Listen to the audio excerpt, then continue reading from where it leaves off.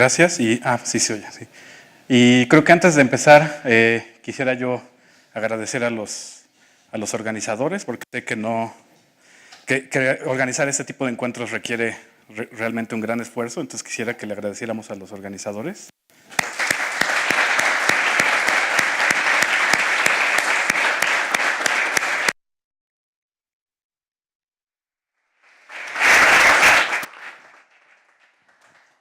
Y pues bueno, en mi plática voy a esbozar, realmente va a ser un pequeño esbozo de qué son las álgebras de conglomerado, un pequeño esbozo de teoría de representaciones de Carcajes, álgebras asociativas, y también un pequeño esbozo de qué tienen que ver unas con otras, ¿no? Entonces, pues traté de dejar todos los tecnicismos de lado, entonces espero a ver qué tal. Entonces, empiezo recordando el teorema de Ptolomeo, que pues muchos de nosotros conocemos, ¿no? Bueno, al menos aquí en la Facultad de Ciencias, en el curso de Geometría Moderna, es uno de los teoremas, ¿no? Y pues no tengo mucho que decir sobre eso, ¿no? Entonces, digamos, si tengo 4 puntos concíclicos, entonces el producto de las dos diagonales, o sea, el producto de las longitudes de las dos diagonales es igual a la suma de los productos de lados opuestos, ¿no? Que pues podría yo interpretar diciendo, bueno, si lo que tengo son estas 5 diagonales, pues despejando conozco la otra, ¿no? Es decir, sabiendo cuánto miden estas, automáticamente sé cuánto mide la que resta, ¿no? Va. Y pues razonando cuadrilátero por cuadrilátero, pues si empiezo con una triangulación inscrita en el círculo, y sé cuánto miden las diagonales que son parte de la triangulación, entonces aplicando el teorema de Ptolomeo cuadrilátero por cuadrilátero, puedo deducir cuánto mide cualquier diagonal cualquier diagonal que conecte un par de los n vértices, ¿no? Por ejemplo, pues aquí tengo un pentágono y entonces digo, bueno, voy a suponer que empiezo con esta triangulación y que ya conozco cuánto miden esas diagonales, y vamos a decir que yo quiero conocer cuánto mide esta otra, ¿no? Entonces, pues empiezo con esta, hago un flip, ¿no? O sea, lo reemplazo por esta y aplico el teorema de Ptolomeo para esa, la puedo despejar en términos de la triangulación dada, aplico un segundo flip que me mete mi arco, mi diagonal rosa, me la meten en una triangulación, aplico el teorema de Ptolomeo y sé que pues aquí el teorema de Ptolomeo me la pone en términos de esta, pero aquí esta es despejable. Termino con esta expresión que ya solo involucra a las de la original, ¿no? Entonces,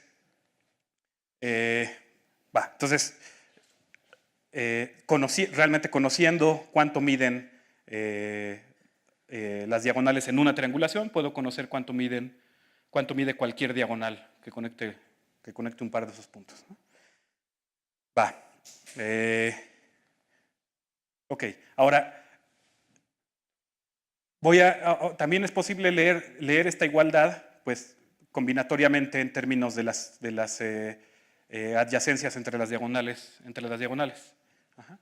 Entonces, pues si digamos, pienso que tomo una triangulación, pongo las diagonales, cada una de las diagonales como un vértice de una gráfica dirigida que voy a construir, y dibujo flechas en el sentido de las manecillas del reloj, ¿va? Entonces, digamos, tengo una gráfica dirigida, y digamos, los vértices, digamos, esta flecha yo diría que va de esta diagonal a esta diagonal, ¿no? Etcétera. Y entonces puedo decir, ok, una vez que dibujé esa gráfica dirigida, pues puedo leer la igualdad del teorema de Ptolomeo diciendo pues que el producto de esta diagonal por la otra, que la reemplazaría, pues es igual a esta suma de dos monomios.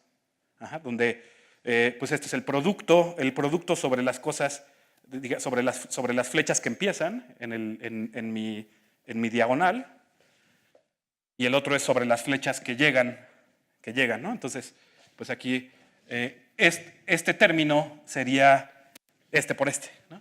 Y el segundo término sería este por este, ¿no? Va. Entonces, el chiste es que ahorita lo que tengo es, pues, para conocer cuánto mide una diagonal, me basta conocer cuánto miden los de una triangulación inicial, la que yo quiera, pero me basta con una triangulación. Entonces digo, bueno, va, pero que a poco para conocer cuánto vale alguna, la tengo que dibujar y tengo que echarme todo esto e ir haciendo las sustituciones. O sea, digamos, yo quisiera que al menos no tener que estar dibujando todas las triangulaciones, ¿no?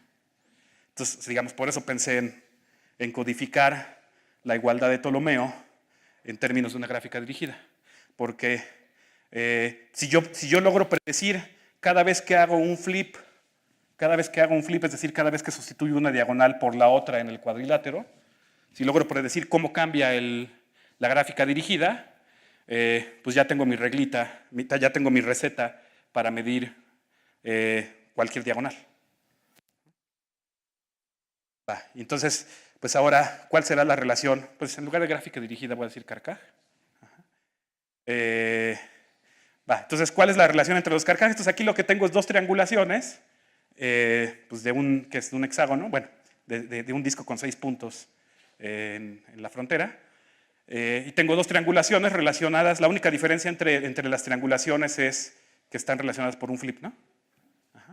Flip de una diagonal dentro de un cuadrilátero. Y lo que yo quisiera es establecer cuál es la relación entre la gráfica dirigida, entre las dos gráficas dirigidas, ¿no? Las que están como en rosita. O sea, la relación entre los dos carcajes. Y entonces, pues viene la relación.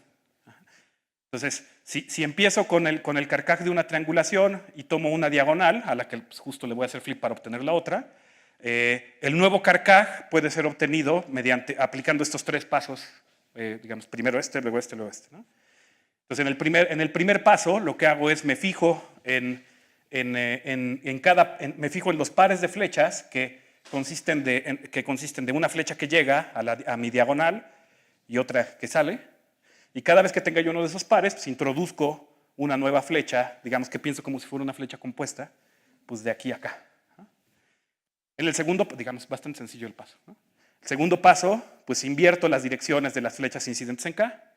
Y en el tercer paso es, si de casualidad en algún momento creé 2 ciclos, es decir, caminos dirigidos de longitud 2, pues los voy borrando de uno por uno, ¿no? Eso pudo haber pasado aquí, ¿no? En el paso 1.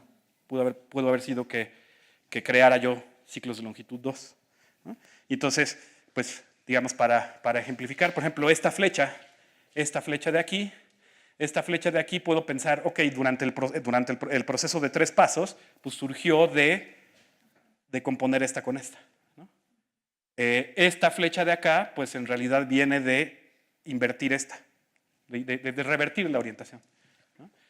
Y esta flecha de aquí, en el tercer paso desaparece y por eso aquí ya no hay flechas, ¿no?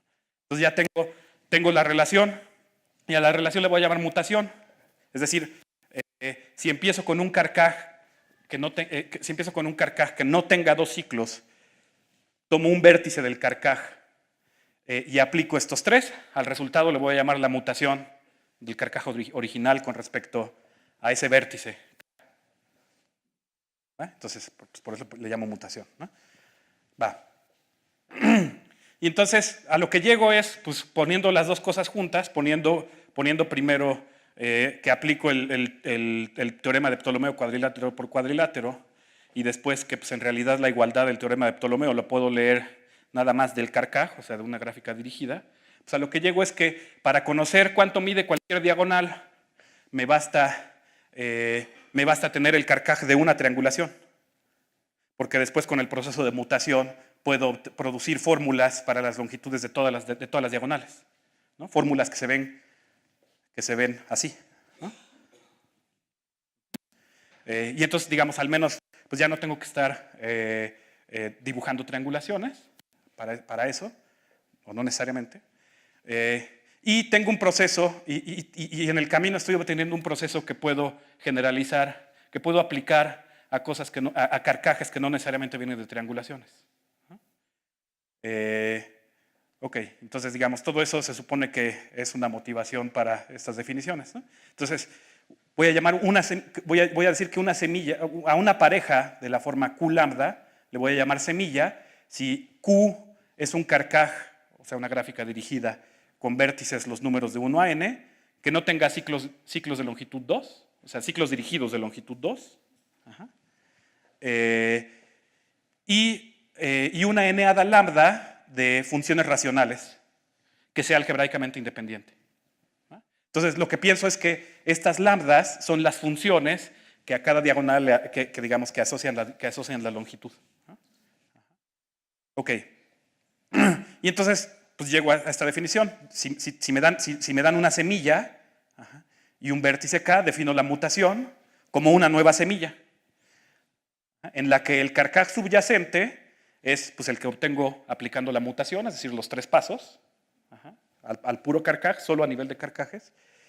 Y la nueva semilla es casi la original, excepto que el késimo miembro de lambda lo sustituyo por este otro. Por este otro, que digamos que es reminiscente de la expresión del teorema de Ptolomeo. De hecho, se ve igualito, ¿no? Nada más que, pues ahora mi carcaj pues, ya es arbitrario. Ok, entonces, pues digo que la nueva semilla la obtengo al mutar Q lambda con respecto al vértice K de mi carcaj Q. Ok, entonces, pues, ¿qué pasa? Que cuando empiezo a iterar, digamos, supónganse que empiezo con una semilla, ¿no? O sea, un carcaj sin ciclos dirigidos de longitud 2 y una n-ada de funciones racionales algebraicamente independiente, pues puedo empezar a aplicar mutaciones arbitrariamente, ¿no? Aplicar cualquier sucesión finita de mutaciones, ¿no? O sea, por ejemplo, decir, ok, tomo esta semilla, muto con respecto a un vértice, obtengo otra, pero ahora aquí muto con respecto a otro vértice, obtengo otra, etcétera, y lo puedo hacer pues como yo quiera, ¿no? O sea, para cualquier sucesión de índices que yo quiera. Y entonces, pues supónganse que lo hago para todas las sucesiones posibles de índices, ¿no? O sea, todas las posibles sucesiones de mutaciones. Y entonces, en el proceso lo que voy a obtener pues, es un montón de semillas, ¿no? El conjunto total de semillas, pues S, al que estoy llamando S, pues es infinito. Ajá. Y cada semilla consiste pues, de un carcaj y de una n-ada de funciones racionales. Ok, pues entonces voy a tomar todas las funciones racionales que aparecieron en el proceso. Todas. Va. Y dentro del campo de funciones racionales voy a tomar el subanillo generado por todas esas. Y le voy a llamar el álgebra de conglomerado asociado a mi información inicial, ¿no? Porque todo empezó con Q lambda. Entonces, a ese subanillo, al subanillo generado por todas las funciones racionales que pueda yo obtener bajo el proceso de mutación, le llamo el álgebra de conglomerado. Y a las funciones racionales, pues a cada función racional le voy a llamar variable de conglomerado. Va. Entonces, digamos, lo que tengo es, o sea, al final de cuentas lo que tengo es un anillo, o sea, saber definido como un subanillo de un campo de funciones racionales, definido como pues, mediante generadores, y los generadores fueron producidos recursivamente. Es lo que está pasando al final de cuentas. Va. Okay. Bueno, pues, ejemplos. Pues de alguna forma ya di un ejemplo con esto del teorema de Ptolomeo. Pero pues viene otro ejemplo, un ejemplo un poco. ¿Perdón? En Ptolomeo es que realmente estás pensando en que tienes una especie de espacio de Teichmüller en el que dejas variar los puntos sobre el disco, ¿no? O sea, los n puntos son cualesquiera n puntos, ¿no? Y entonces son cualesquiera n puntos, entonces tienes ahí una especie de espacio de móduli. Y cuando tomas uno y mides, es una especie como de proyección, es como si fuera una coordenada. Entonces la función sería, pues más bien a tu colección de n puntos, le asocias cuánto mide la diagonal y eso sería, una lambda, ¿no? Pero, digamos, de alguna forma lo piensas no como cuánto mide esa diagonal, sino como que dejas variar los n puntos en algún espacio de móduli. Va. Pues, o sea, de hecho tiene que ver pues, con este otro, o sea, algo similar a este. Ajá. Entonces voy a cambiar un poquito de ejemplo, porque resulta ser que el teorema de Ptolomeo pues, también es cierto en geometría hiperbólica, con las adecuaciones pertinentes, ¿no? Entonces, lo que prueba Robert Penner es que, pues, si fijas, pues ahora estoy en el plano hiperbólico, ¿no? Entonces ahora mi círculo se vuelve el círculo al infinito y pues, tengo 4 puntos ideales.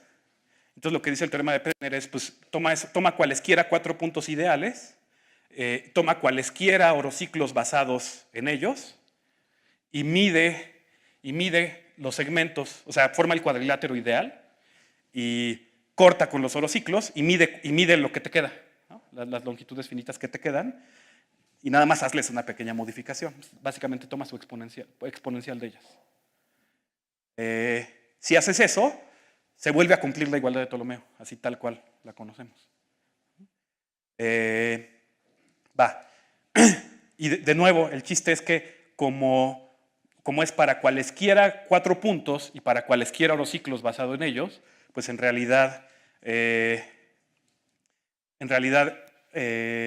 una igualdad que se cumple a nivel de espacio de Teichmüller decorado. Entonces, o sea, lo que él prueba es que si me das una triangulación fija, entonces, digamos, piensen en la triangulación que dibujé y nada más quítenle una diagonal. Ajá. Y entonces cada vez que tenga yo mis puntos ideales y orociclos, mido la longitud lambda correspondiente y lo que prueba Penner es que medir esas longitudes, o sea, es decir, estas expresiones, me da una parametrización del espacio de Teichmüller decorado. Y cuando digo decorado, pues es porque lo estoy decorando con orociclos, ¿no? Va. Entonces sería del disco con, pues aquí estoy poniendo 4 puntos marcados, pero realmente puedo hacer lo mismo para polígonos con n puntos ideales. Va. Y pues de hecho, pues Penner mismo, Focky, Goncharov y más generalmente Fomin, Shapiro y Thurston, pues prueban que el teorema de Penner, sigue siendo válido para superficies con puntos marcados. Es decir, en los que ahora pues, tengo superficies con puntos marcados e impongo métricas hiperbólicas sobre la superficie menos los puntos, ¿no? Y claro, decoro el espacio de Teichmüller y entonces vuelven a probar que si dan cualquier triangulación de la superficie, medir estas longitudes lambda da una parametrización del espacio de Teichmüller decorado con orociclos.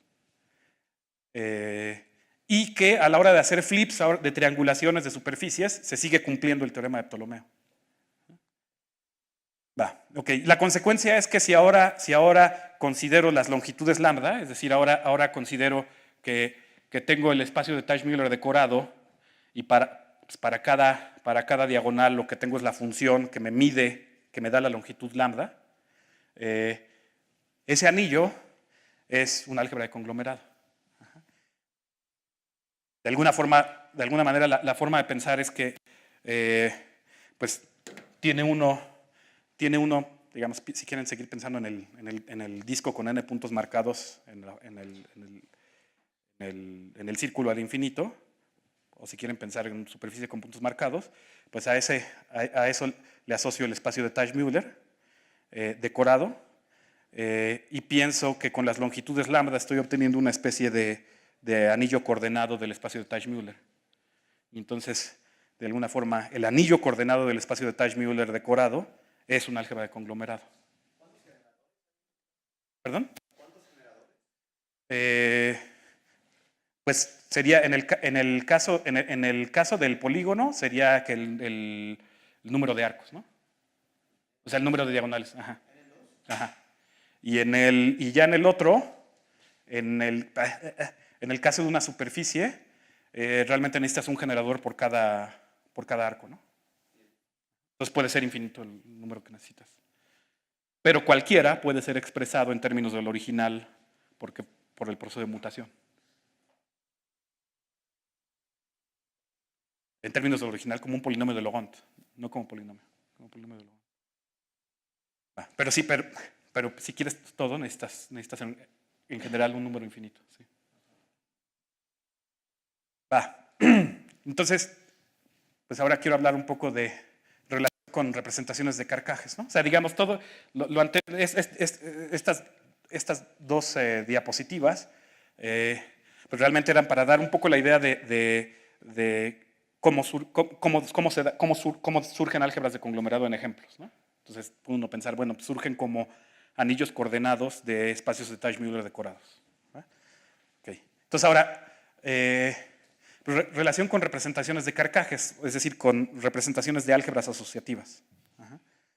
Entonces, en algún momento llegué a que la expresión de esta longitud en términos de las longitudes de las otras diagonales era esta, ¿no? Donde aquí los subíndices, pues los subíndices son para indicar qué diagonal es, ¿no? Por ejemplo, pues esta lambda 1, 4, pues es para indicar la longitud de la diagonal que va de P1 a P4, ¿no?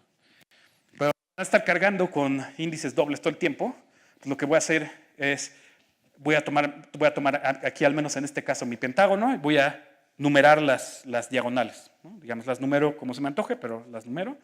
Entonces, por ejemplo, primera diagonal, segunda, tercera, cuarta, quinta, etc. Cuando las numero, a esta pues le toca por ahí un número, ¿no? Vamos a decir K, ¿no? Pues esta ahí está numerada. Ajá. Y de acuerdo a esta numeración, pues ahora en lugar de escribir lambda 1, 4, pues voy a escribir lambda 2, ¿no? Para indicar que es la longitud de la segunda diagonal de acuerdo a mi numeración. Entonces, si hago eso, esta fórmula que había yo obtenido antes, mediante dos aplicaciones del teorema de Ptolomeo, se convierte en esta, ¿no? Digamos, está así como muy sencillo, que es esto que está acá, ¿no? Entonces ahí la voy a dar. Y lo que voy a hacer es, digamos, ahorita lo importante es cómo llegué, pues aplicando 2 veces el teorema de Ptolomeo, ¿no? O sea, haciendo 2 viles de espejes, ¿no? Y lo que sigue es que voy a intentar obtener esto usando ahora representaciones de carcajes. Entonces, digamos que es como quizá la parte un poco más difícil de explicar. La cuestión es, si a mí me dan un carcaj, si me dan una gráfica dirigida, pues puedo definir un álgebra sobre los complejos, ¿no? Es decir, puedo decir, ok, tengo mi carcaj. ¿Qué puedo hacer? Pues puedo tomar pues el conjunto de todos los caminos en el carcaj, ¿no? Y puedo decir, ok, pues voy a definir un espacio vectorial cuya base sean todos los caminos dirigidos sobre el carcaj. Y luego voy a definir una multiplicación que esté inducida por la composición de caminos. Entonces, en particular, en este espacio vectorial, la multiplicación que estoy definiendo en este espacio vectorial cuya base son los caminos, pues si tengo dos caminos que pueden ser compuestos, es decir, si tengo dos caminos de manera que uno termina donde empieza el otro, pues su producto nada más va a ser el camino compuesto. Y si no pueden ser compuestos, es decir, si donde termina este no es donde empieza este, pues que el producto sea 0. Y de esa manera obtengo un anillo que es espacio vectorial, vamos a decir, sobre los complejos. Ajá. Es algo muy similar a cómo se define el álgebra de grupo. De hecho, de lo que habló Nadia, la multiplicación es muy similar. Está definida de una manera muy similar. Ok, entonces la cuestión es, pues entonces si me dan mi carcaj, pues ahí tengo mi triangulación, tengo mi carcaj. Ajá. Pues tengo automáticamente ya el álgebra de caminos, que es un anillo. Ajá. Y entonces, pues tengo su teoría de módulos, ¿no? Ok. Entonces ahora hay una equivalencia de categorías que lo que me permite hacer es, pues bueno, tú tienes este anillo que es el álgebra de caminos, que como espacio vectorial tiene base el conjunto de todos los caminos, ¿va?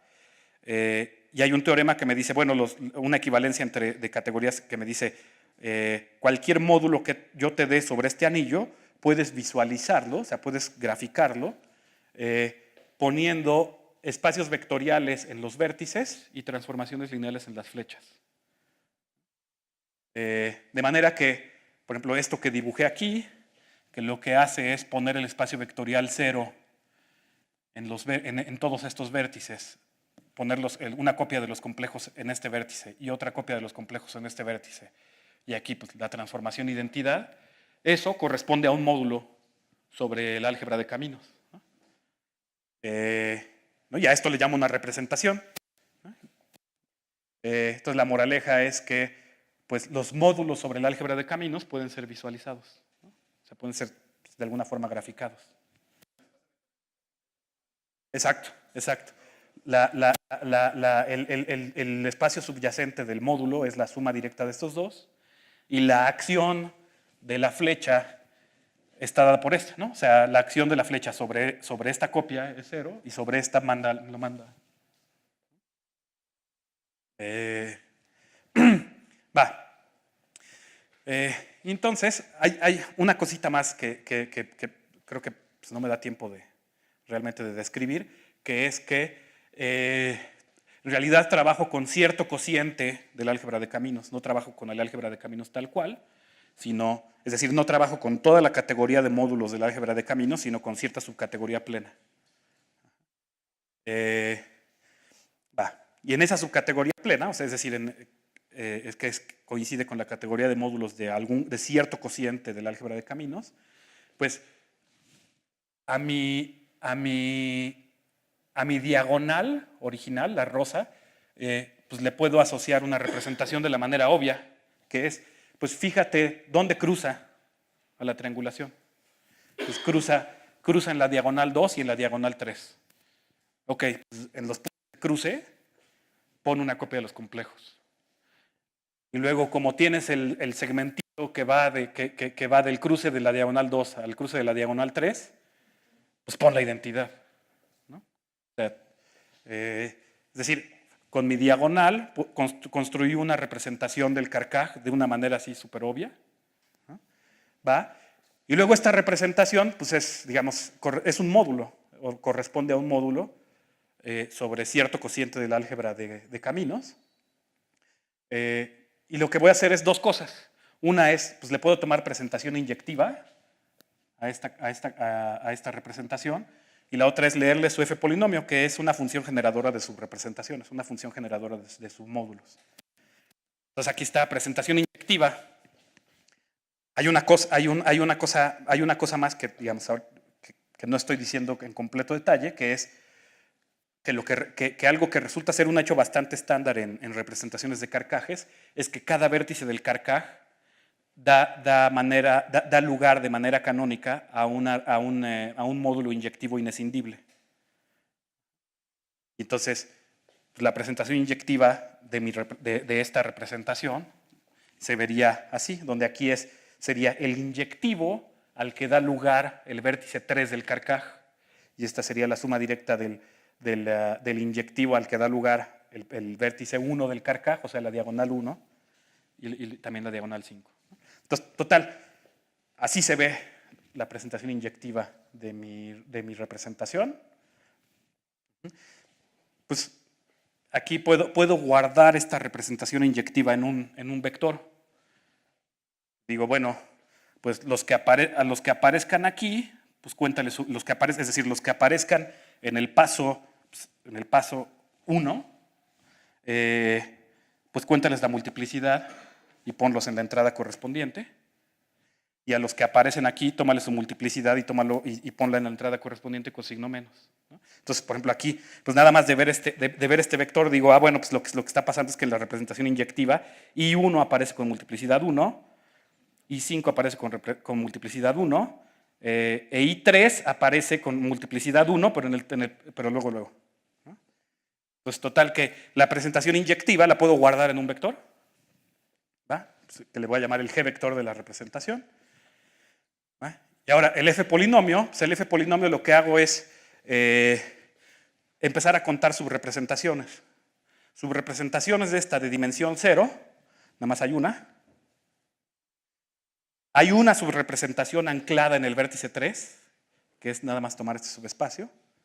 Entonces pongo U3, o sea, aquí U3 es una indeterminada, con un 1 porque nada más hay una subrepresentación. Y luego está la subrepresentación total. Y entonces pues U2, U3, porque la subrepresentación total está anclada en 2 y 3. Entonces, total, que pienso que esta es una especie de función generadora en la que, voy contando subrepresentaciones, la representación que definí. Va, y entonces ahora con eso voy a hacer algo. ¿Dónde dejé? Aquí está. Va. A ver, entonces hasta ahorita nada más resumen, pues con mi diagonal me definí una representación de manera obvia, tomé una presentación inyectiva, la guardé en un vector y conté subrepresentaciones y me produjo una función generadora de subrepresentaciones. No he hecho mucho más. Va, entonces digamos aquí está la información que ya llevo, ¿no? ¿Va? Y ahora nada más voy a hacer una sustitución. En esta función generadora voy a hacer una sustitución. La indeterminada UI la voy a sustituir por este término, ¿no? Entonces lo que hago es, en el vértice I me fijo en las flechas que salen y tomo el producto correspondiente, y en las flechas que entran tomo el producto correspondiente pero a la -1. Va, y entonces en mi ejemplo, tenía yo este polinomio y a la hora de que sustituyo en lugar de U3 lo correspondiente, en lugar de U2 lo correspondiente, pues obtengo todo este chorizote, ¿no? Que digamos se simplifica un poquito. Ajá. Va, y después pues voy a tomar mi vector, bueno, aquí está mi vector, ajá, y lo voy a tomar, este vector lo voy a tomar como exponentes a los que voy a elevar mis lambdas. Entonces, por ejemplo, lambda 1 lo voy a elevar a la 1, lambda 3 a la -1, lambda 5 a la 1. Y pues nomás porque puedo, tomo este producto, ¿no? Es decir, hago la sustitución que dije, y tomo el producto este, en el que pues estos son exponentes. Va, y hago la simplificación, y a lo que llego es justamente a esto. O sea, se lo pueden hacer si no me creen, ¿no? Entonces, total, el chiste es que, pues va a esta igualdad, pues llegué, la primera forma de llegar que tuve fue pues, haciendo dos sustituciones pues medio a lo güey, ¿no? Porque podía hacerlas, ¿no? Pero ahora pues llego a la misma expresión tomando presentaciones inyectivas y funciones generadoras de subrepresentaciones, ¿no? O sea, con puras representaciones de Carcajes llegué a la misma expresión, ¿no? Y de hecho es un teorema, ¿no? Es un teorema que pues en realidad hay un montón de autores involucrados porque lo probaron con distintos niveles de generalidad. Ajá. La versión más general hasta ahorita, hasta donde yo sé, es de Derksen-Uyman y Chelewinski. Digamos, el primer resultado de este tipo fue de Calderó-Chapoton, y la versión más general que hasta ahorita yo conozco es de Derksen-Uyman y Chelewinski, ¿no? Y lo que sucede es, lo que dice es, pues esto que acabas de hacer es cierto en cualquier álgebra de conglomerado que surja de un Carcaj, ¿no? Es decir, si me das cualquier álgebra de conglomerado que surge de un Carcaj, cualquier semilla, la que quieras, cualquier semilla de las que obtuviste en el proceso de mutación, y cualquier variable de conglomerados, es decir, cualquiera de las funciones racionales que te fueron apareciendo, esa función racional, que ahora estoy llamando z, que aquí sería lambda k, tiene esta expresión en términos de presentaciones inyectivas y de cierta representación y funciones generadoras de subrepresentaciones, ¿no? Va. Bueno, ahora, el chiste es que las álgebras de conglomerado, pues no sé, nunca sé si decir las descubrieron o las inventaron. Fomin y Chelewinski en pues más o menos 2001-2002. ¿no? Y en 2003 hicieron una conjetura que era la siguiente. O sea, digamos, todo empieza con una semilla, ¿no? Todo empieza con mi semilla Q lambda, ¿no? Con Q lambda y con el proceso de mutación, ¿no? Entonces, empezando con Q lambda, empiezo a mutar y obtengo un montón de eneadas de funciones racionales, ¿no? Entonces, tomen una de las que obtuve y consideren todos los monomios en ellas, ¿no? Va, y entonces tomen otra y tomen todos los monomios en ellas. Si yo me fijo en una nada más, pues como la semilla es algebraicamente independiente, pues esos monomios en esta son linealmente independientes sobre Z. Pues definición de independencia algebraica, básicamente. Va, pero pues ahora si tomo todos los monomios de esta, pues sí, esos también son linealmente independientes, pero ¿qué me dicen de la unión? ¿No? Y más aún, ¿qué me dicen de, pues ahora tomen todos los monomios en cada una? ¿No? Entonces la conjetura era que la unión de todas esas colecciones de monomios es linealmente independiente. Por cierto, a esos monomios pues les llamo monomios de conglomerado de una vez, ¿no? Entonces era la conjetura que la sacaron en el 2003. Entonces en el 2013 pues la probamos Giovanni Cerulirelli, Bernard Keller, Pierre-Guy Plamondon y un servidor. Pues sí, que sí es cierto. Los monomios de conglomerado,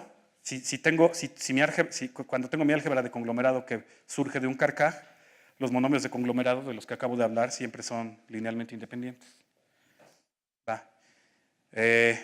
Y bueno, y después pues llegaron en el 2014 Gross, Hacking, Kill y Kontsevich, y pues lo que hicieron es definir algo a lo que llaman funciones teta.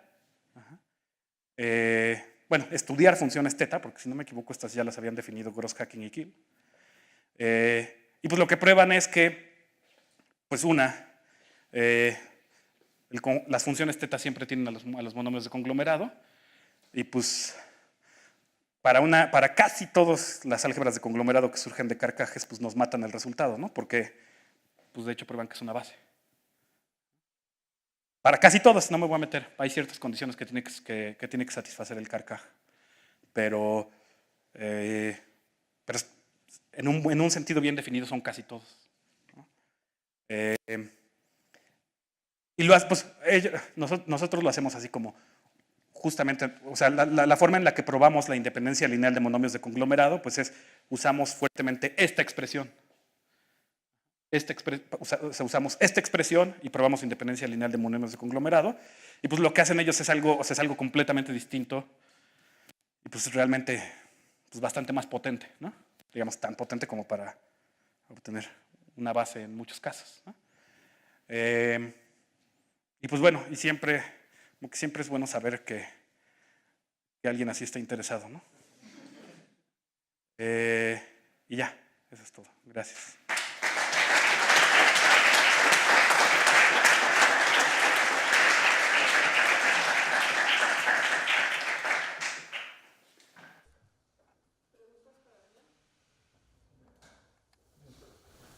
Si pudieras definir una teoría de homotopía para Carcajes, ¿qué diría en la teoría de representaciones? De homotopía. De homotopía. O sea, hay teorías, por ejemplo, que identifican los ciclos. Ajá. Sí son no triviales, pero hay algunas, por ejemplo, si van así y luego así, esos ya se contraen y cosas así. Bueno, no creo poder contestar la pregunta. O sea, lo que sé es que hay autores, no sé, digo algunos nombres que me vienen a la cabeza, María Julia Redondo, Patrick Lemaire, creo que José Antonio mismo, que han definido la noción de grupo fundamental de un Carcaj con relaciones, es decir, de cocientes del Carcaj. Sí, pero no sé si tenga que ver con lo que estás preguntando. Y no creo poder contestar la pregunta.